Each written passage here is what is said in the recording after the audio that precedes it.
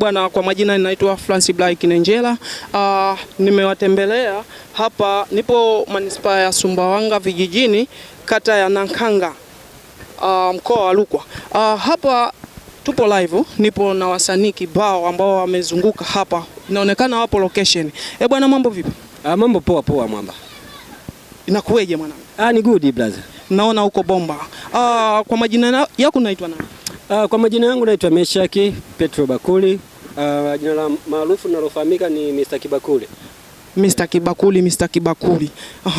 Kibakuli. Vipi? Una changamoto gani kwenye kazi yako hii? Ndugu mtangazaji, labda niseme tu jambo moja kwamba kila kazi na changamoto haina budi kukabiliana nayo. Ili tuweze kufika malengo, kwanza lazima ukutane na changamoto mbalimbali ili uweze kupiga hatua. Sawa Mr. Kibakuli. Lakini hapa tunavyoongea kuna watazamaji wapo, mashabiki kibao.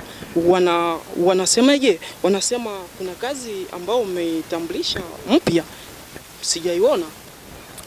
Kwanza nawaambia mashabiki waendelee kusubiri, kwa sababu kazi inayokuja ni ya moto kweli, lakini wasanii walioshiriki mle ni wasanii ambao wenye uelewa na ni wabunifu wa hali ya juu. Kazi ipo na bado tuko location, wategemee kitu kizuri, kwa sababu kitu kizuri hakihitaji haraka. Na tuliwaambia kabisa kwamba filamu yetu tutaizindua mwezi wa 7, lakini jina bado hatujaliandaa au hatujaipa jina moja kwa moja kwamba itaitwaje, lakini waendelee kusubiri, kazi ni nzuri. Nashukuru sana Mr. Kibakuli. Asante sana. Bwana, bado naendelea kuwaleta vijana mmoja ili uendelee kujipatia uroda